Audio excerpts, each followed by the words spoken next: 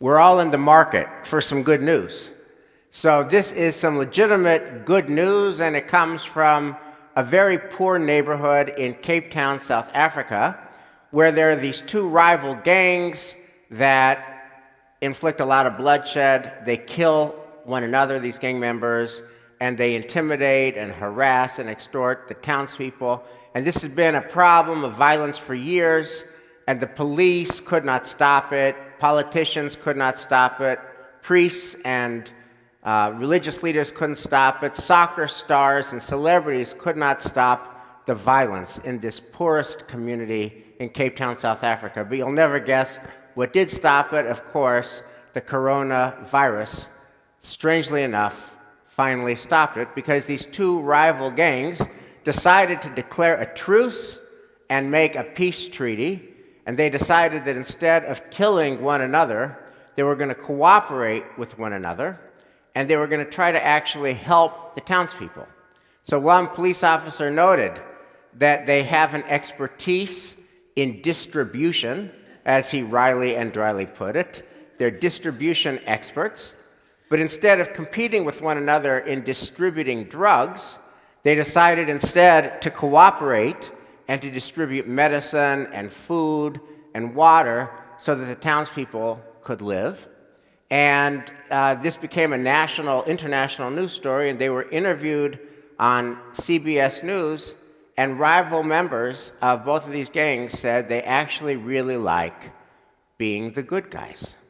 So that is kind of an unanticipated silver lining of the coronavirus, that people who had historically hated one another began to treat one another with greater decency, greater peacefulness, and greater menschlichkeit. That's a lovely story, some good news.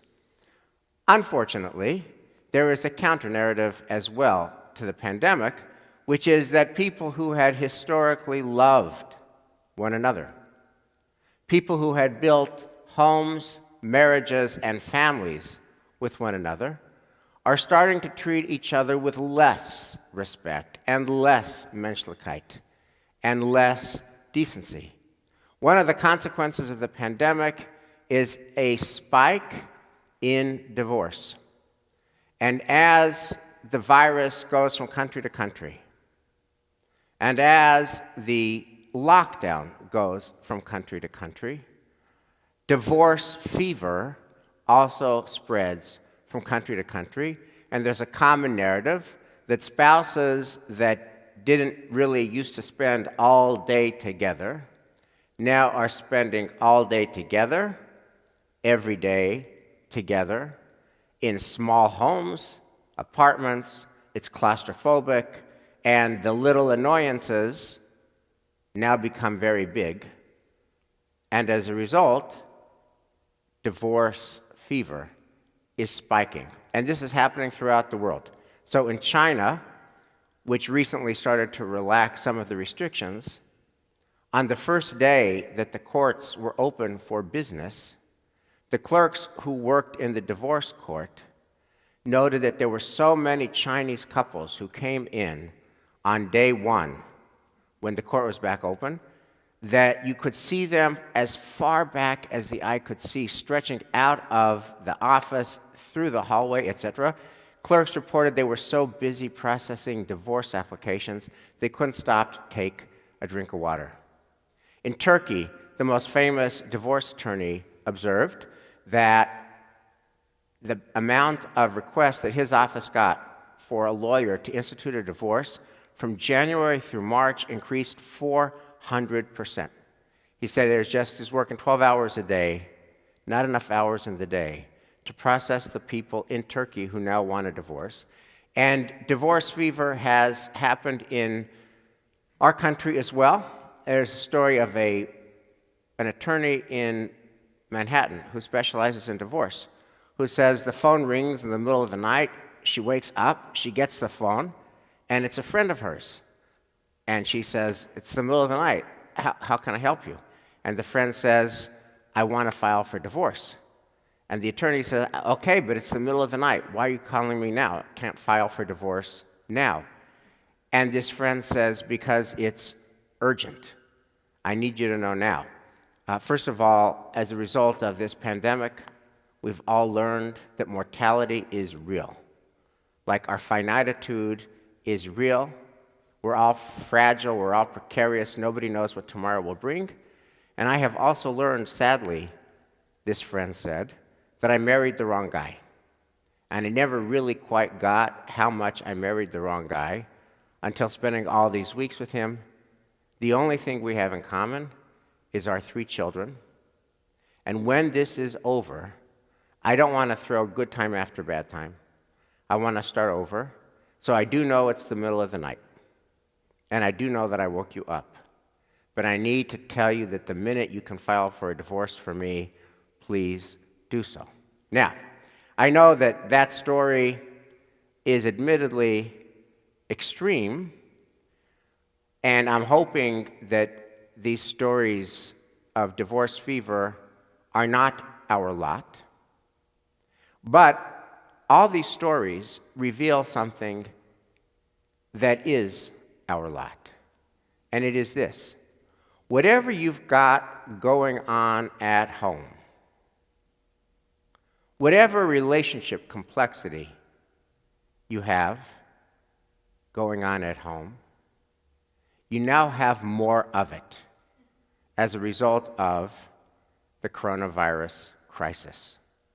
Whatever you got going on in the way of complexity, you've got more of it because of the pandemic. And this is for everybody at all ages and stages. Let's say you live alone. And let's say, in general, you're okay living alone. I mean, you've got your good moments and your not as good moments. There are times when you really love living alone. Then there are times when you feel more of a pang of loneliness. But now, 7 weeks of being alone, day after day, is a lot more alone time. A lot more alone time is harder. Let's say you're married. Well, then all of a sudden you are spending a lot more time with your spouse. Many marriages thrive on the principle of less is more. Wake up in the morning, kiss, kiss, hug, hug, have a good day, dear, and then 10, 12 hours pass, end of the day, dinner, how was your day, dear, how was your day, dear, kiss, kiss, hug, hug, evening ritual. It works. But now, less is more is not on the table. It's all day, every day. If you are a parent, you got much more time with your kids, particularly since there's no school anymore. And that includes not only school-age kids, but also a common story is that adult kids come back home years after they left home. They come back home, and one friend of mine said that their dishwasher and their washing machine has not worked so hard in more than a decade. So here's our question. We're not in a less is more world. There is more time under your roof with whoever it is that you're under your roof with. If you are home alone, more time alone. If you're married, more time with your spouse. If you're a parent, more time with your kids. We don't want to be that friend of the divorce attorney who is so desperate that you call in the middle of the night, I can't take it anymore. How do we not let that happen? So I wanted to channel with you a way to make more into more, to make more time with our loved ones under our roof for days, weeks, months on end, a blessing. And I wanted to channel the Torah of Micha Goodman in his book, Catch 67. Micha argues against binaries, against there is either war or there is peace. And he argues in favor of incrementalism. He says that you can increase the peace. You can shrink the conflict. And that our move is to make the world better. Not perfect and not euphoric, but better by increasing peace and shrinking conflict. So channeling Micha Goodman's Torah, I want to ask you to think about 4 simple questions. They're so simple. Think about this in week 7 of our lockdown. What do you do that the people who love you, the people that you love, love? What do you do that the people you love love? And how can you do more of it? What do you do that drives the people under your roof absolutely crazy? They don't love it. How can you do less of it? That's it. What do you do that the people that you share a life with love? How do you do more of it? What do you do that the people you share a life with do not love? How do you do less of it? Because there's no time like the present to change it up. And if we want to avoid making that midnight call, we can change up what we're doing to make our home life a little bit healthier, a little bit happier, a little bit better. So I'll give you an example of this, of a person who lives alone and who spends far too much time living alone. That would be my 92-year-old father-in-law, Rabbi Arnold Goodman, who lives alone in an apartment in Jerusalem in Katmon HaYeshena. It's an apartment that he now lives in by himself since my mother-in-law passed away in 2016. And as you may know, Israel has a severe and deeply enforced lockdown.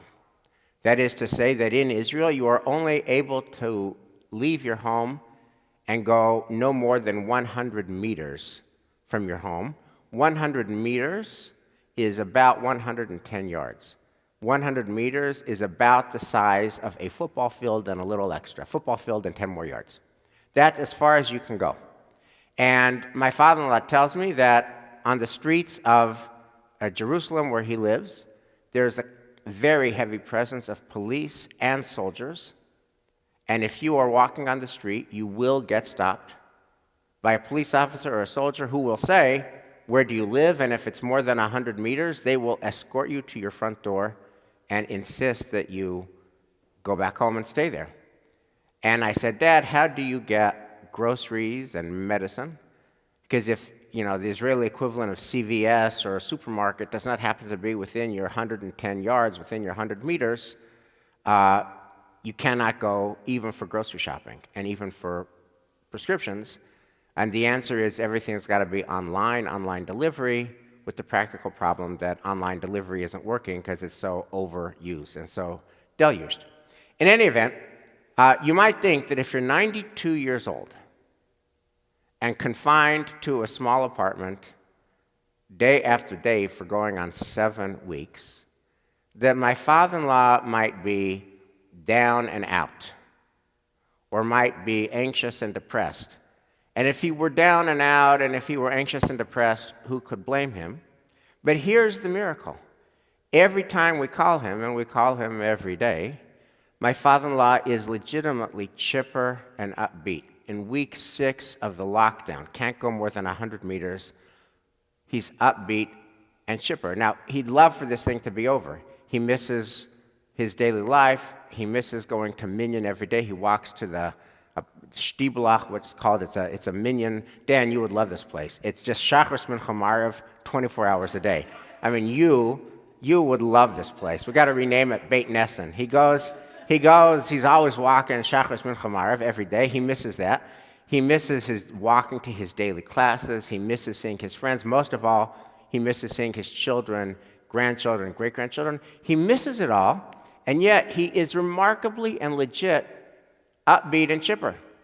And the reason he is that the people who love him are doing more of the things that he loves.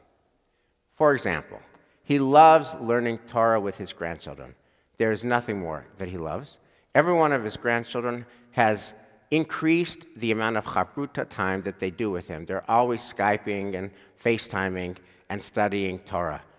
Sam is doing Hosea, Jordy, and Nat have been doing, they did Megillat Esther, and then they did the Haggadah. They're always studying some text, more of what he loves. He loves talking about daily routines, which is remarkable that you'd have anything to talk about because nobody's daily routine changes at all. And yet Hashem makes a miracle that we could talk to him for a half an hour every day about daily routines that don't change at all. He loves talking about ideas and books and articles that he's read. We all talk about that.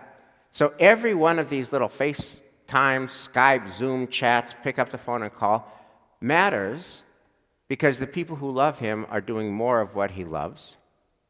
And it all stands for the proposition that while he is alone in his apartment, he is not all alone because all of us are with him. So here's the deal. There is a time in our life when less is more. But that's not now.